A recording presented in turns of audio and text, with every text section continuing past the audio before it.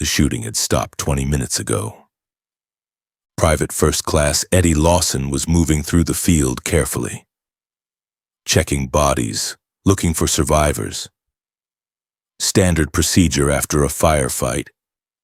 He almost walked past the German, and the man was kneeling in the dirt beside a wounded American soldier, not standing over him, kneeling, working.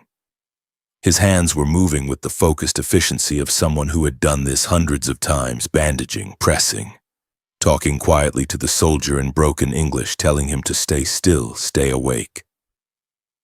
Lawson raised his rifle. The German looked up. He didn't reach for a weapon. He didn't run. He raised both hands slowly, showing them empty. Then he pointed to the red cross on his armband. Then he pointed back down at the American soldier. Not finished yet. His eyes said it plainly. Not finished. Lawson stood there, his finger on the trigger. The German held his gaze for 1 second, then lowered his hands back to the wound. He kept working. Lawson looked around the field.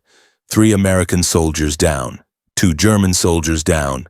The medic had been moving between all of them. No weapon anywhere near him, just a medical bag nearly empty from use. Lawson did not pull the trigger. He stood there and watched a German medic save an American soldier's life. When it was over, he took the man prisoner. By the following morning, the report was on Patton's desk, and what Patton decided to do with a German medic who treated both sides on the same battlefield would become one of the most quietly remarkable decisions he made in the entire war. Before we continue, make sure you subscribe.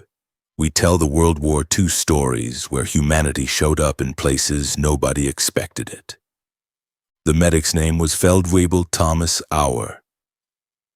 29 years old, from a small town outside Munich.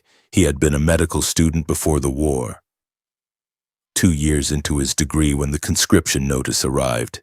He had never finished the degree. He had spent the following 4 years doing in practice what he had barely begun to learn in theory. He was good at it, extremely good.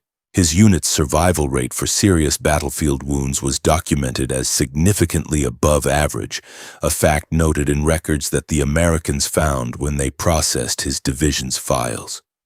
Auer had been separated from his unit during the retreat.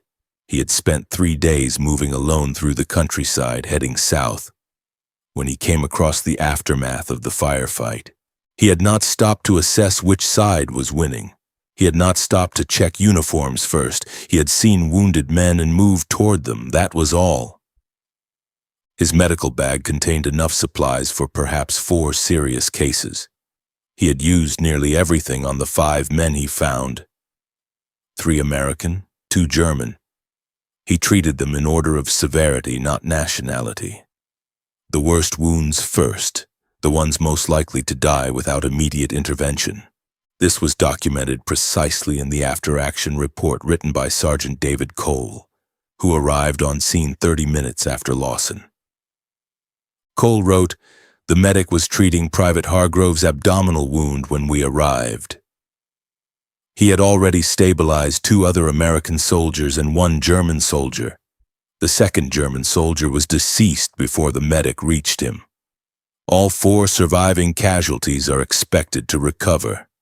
Based on the available evidence, at least 2 of the American survivors would not have lived without his intervention." Cole added 1 line at the bottom of the report, separated from the rest. He wrote, "I don't know what the correct procedure is for this situation. I'm sending it up the chain." It reached Patton the next morning. Patton read the report twice. Then he called for Cole. Cole arrived within the hour, still carrying the dust of the road from Nuremberg. He stood at attention. Patton said, "Sit down. Tell me about him." Cole had spent time with Auer during transport. He'd had a translator present. He sat down and told Patton what he knew. Auer had found the field by accident. He had no intelligence about American positions, no tactical reason to be there.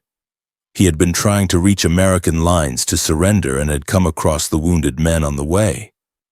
He had not thought about whether treating American soldiers was permitted under the circumstances.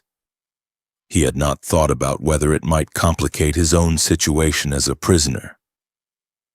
He had seen men who would die without help, and he had helped them. Cole said, I asked him if he was afraid we would shoot him. He said yes.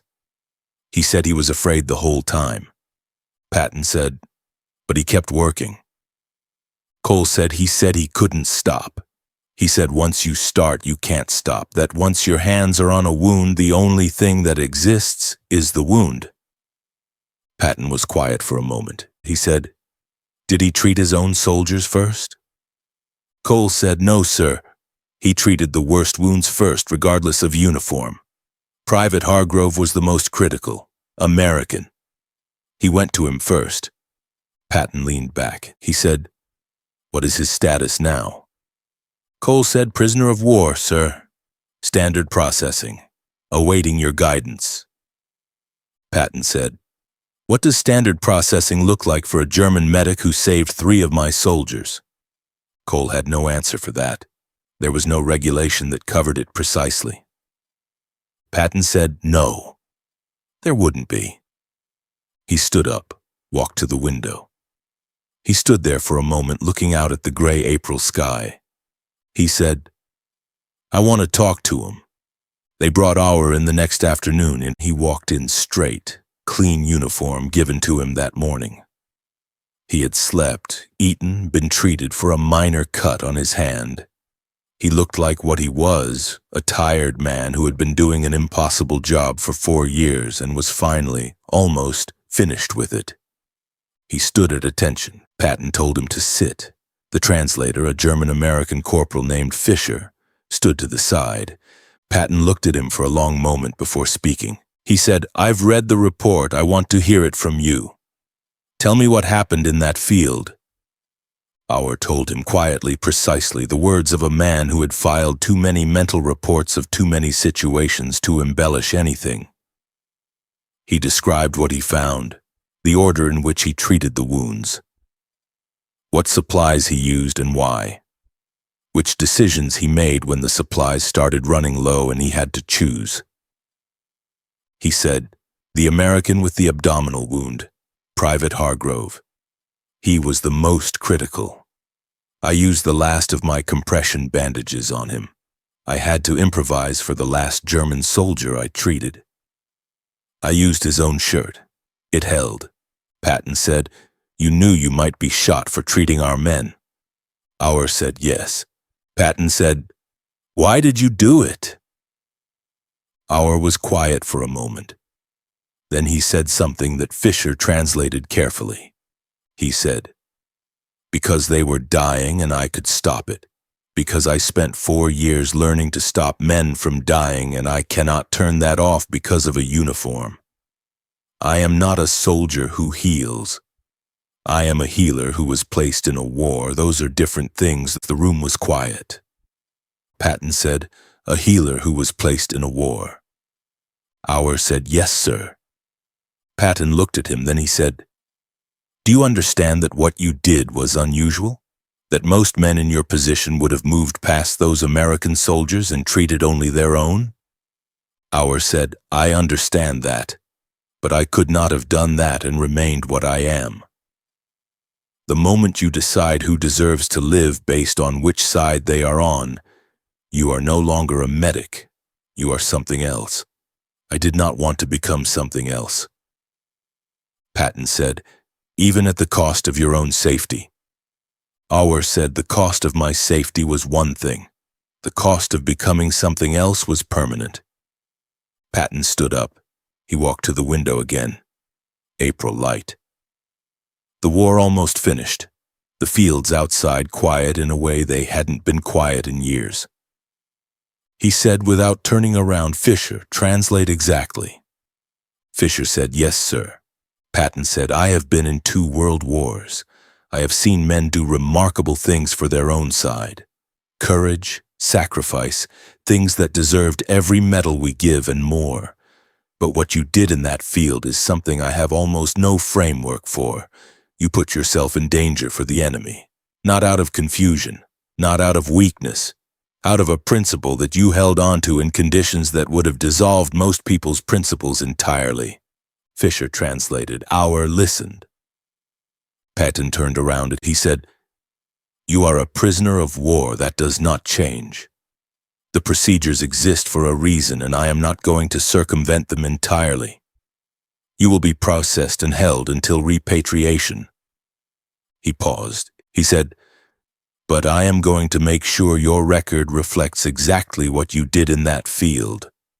I am going to make sure the 3 American soldiers you saved know your name.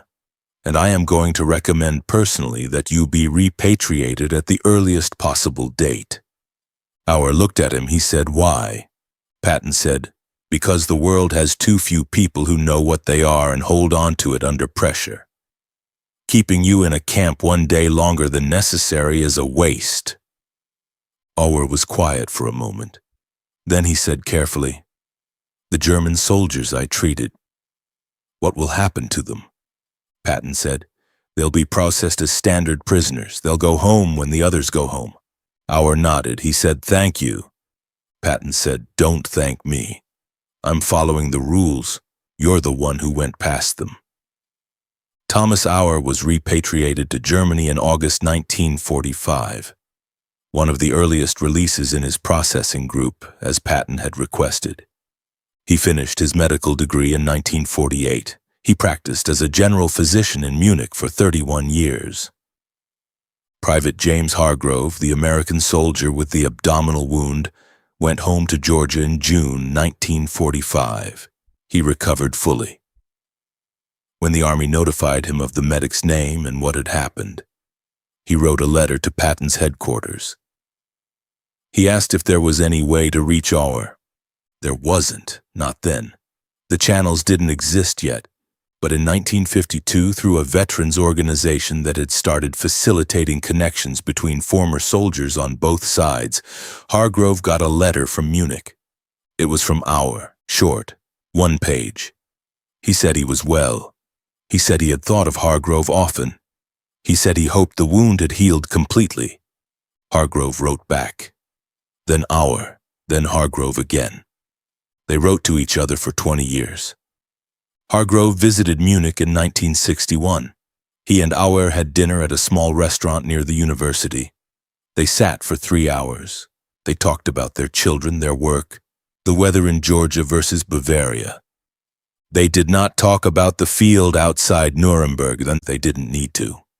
It was already the reason they were sitting there. Patton never mentioned Auer publicly. The report was filed and archived. For decades, the story existed only in military records and in the memories of the men who had been in that field. But Cole, who had written the original report and stayed in touch with the case through the early post-war period, gave a long interview to a military historian in 1974. He talked about many things. Then the historian asked him what he remembered most from his time in Patton's command. Cole said, "There was a German medic, April 1945. He treated our wounded in a field when he could have walked away, and Patton went to see him personally. That didn't happen. Senior generals did not interview individual prisoners. It was not a thing that happened." He paused. I asked Patton afterward why he'd gone. He said, "Because I wanted to understand something.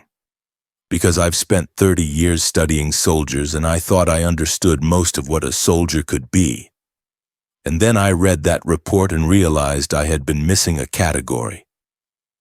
Cole said, I asked him what category. Patton said, "The ones who know exactly what they are and don't put it down under any circumstances, not under fire, not under fear, not even when putting it down would be the rational thing to do. I've seen brave soldiers and I've seen disciplined soldiers and I've seen soldiers who were both. But a man who holds on to his identity when everything around him is trying to strip it away, that's something else entirely." I went to look at him because I wanted to understand what that looked like up close. Cole shook his head.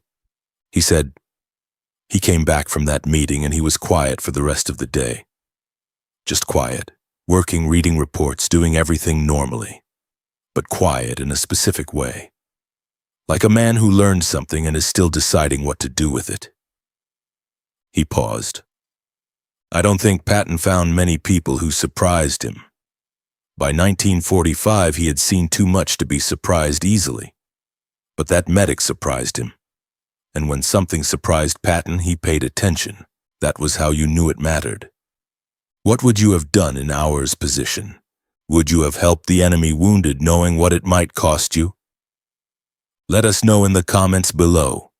And if you want more World War II stories, the ones where humanity showed up where nobody expected it, make sure you subscribe.